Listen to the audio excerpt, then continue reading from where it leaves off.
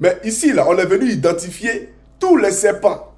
Parce que le même Tidiane Tiam, quand elle est parlé, qui traite ses camarades de serpents, lui aussi c'est un serpent venimeux. Et lui c'est le cobra.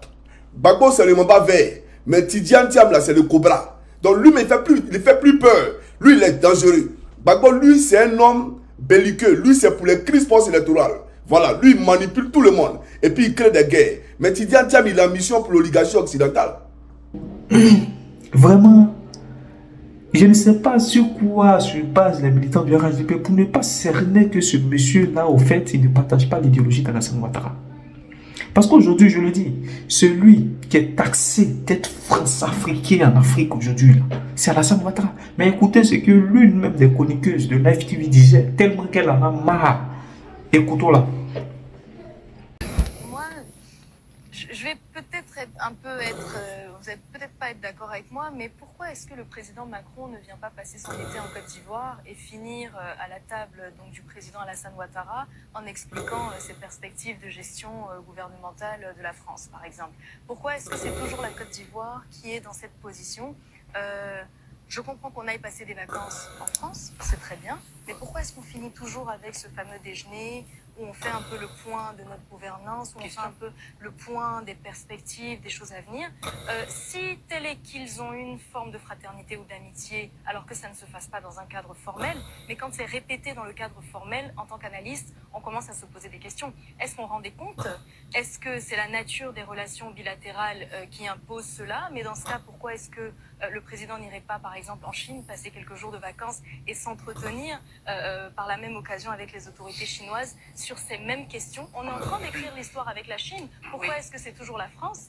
C'est très bien de choisir sa destination de vacances, ça reste personnel. Mais à partir du moment où on médiatise ce type de rencontre de façon répétée avec des sujets qui touchent à la gouvernance, qui touchent aux perspectives électorales à venir concernant la Côte d'Ivoire, on commence justement à avoir une polémique où les gens se demandent est-ce qu'on rend constamment compte à la France? Donc il faut soit qu'on explique clairement quelle est la motivation donc, qui justifie donc, ces rencontres répétées par les Français ont des intérêts en Côte d'Ivoire. Pourquoi est-ce qu'il n'a pas de résidence en Côte d'Ivoire? Pourquoi est-ce qu'il ne passe pas souvent ses vacances en Côte d'Ivoire? Ou tout simplement, si on ne parle que du déjeuner, parce que oui, le choix de vacances, c'est personnel, on ne peut pas lui imputer ça. Moi, je parle vraiment de cette rencontre, du contenu de la conversation et de l'aspect répété de cette rencontre. Donc, pour terminer, pourquoi est-ce que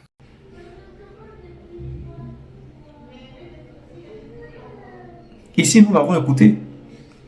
Et nous avons tous vu qu'elle en avait vraiment marre de savoir qu'à chaque fois, le président Alassane Ouattara, quand il vient en vacances, on a l'impression que chaque semaine, il est en France.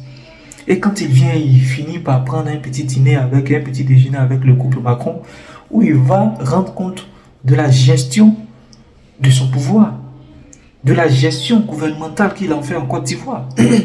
Donc c'est celui-là qu'on peut taxer de vassal. Et Johnny Pacheco, il en est pleinement conscient. Maintenant, Johnny Pacheco, si tu es vraiment contre la préservation des intérêts de l'oligarchie occidentale, pourquoi est-ce que tu combats les pays de l'AES? Puisque c'est le même combat qu'ils sont tous en train de mener. La liberté et l'indépendance s'arrachent au péril des vies. L'indépendance s'arrache au péril des vies.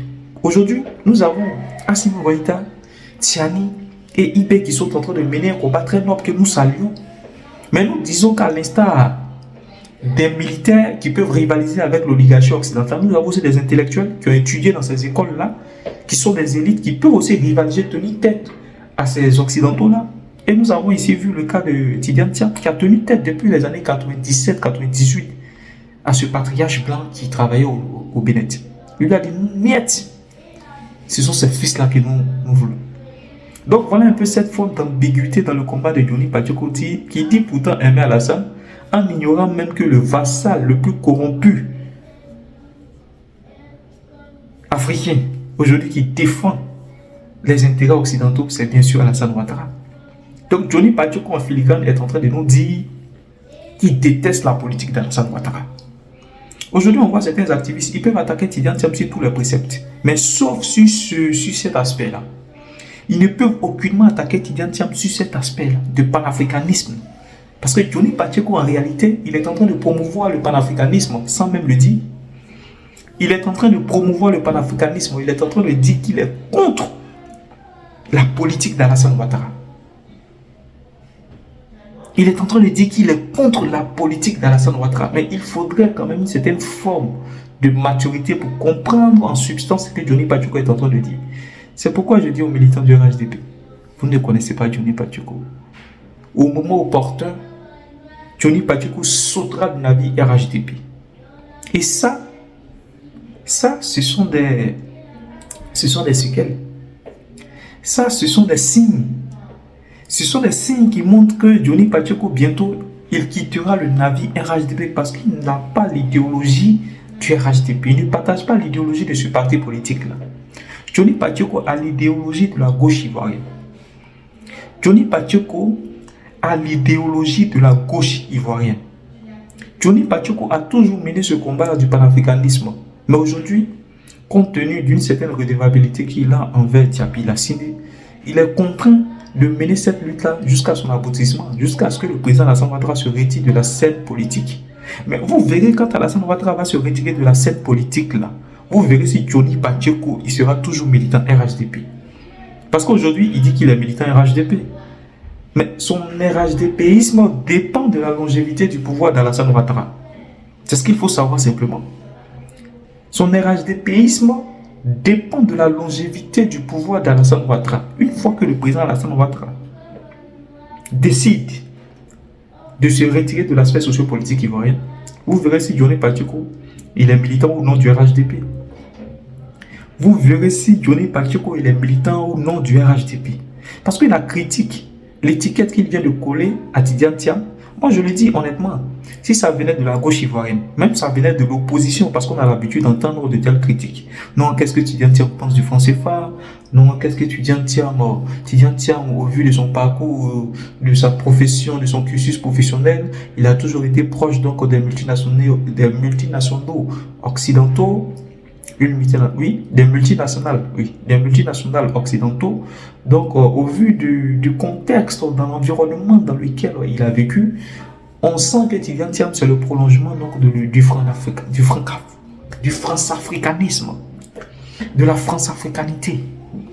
Donc, nous, on peut se positionner et puis essayer quand même de combattre cette forme de communication venant de la gauche ivoirienne parce que c'est leur idéologie. Mais quand on voit quelqu'un qui se dit défendre Alassane Ouattara, qui vient coller cette étiquette à Tidiane Thiam, on s'interroge sur la posture de cet homme-là. On s'interroge sur la posture de cet homme. Aujourd'hui, quand on voit des militants du RHDP, ils sont tous focus. Oh, Johnny, on appelle Johnny. Dès qu'ils sont face à une certaine communication, on appelle Johnny, mais sans toutefois connaître l'individu. Sans toutefois connaître l'idéologie défendue par l'individu. Sans toutefois savoir ce que l'individu défend. Et c'est là se pose le problème. C'est là se pose le problème. Et j'ai toujours attiré leur attention là-dessus. God bless.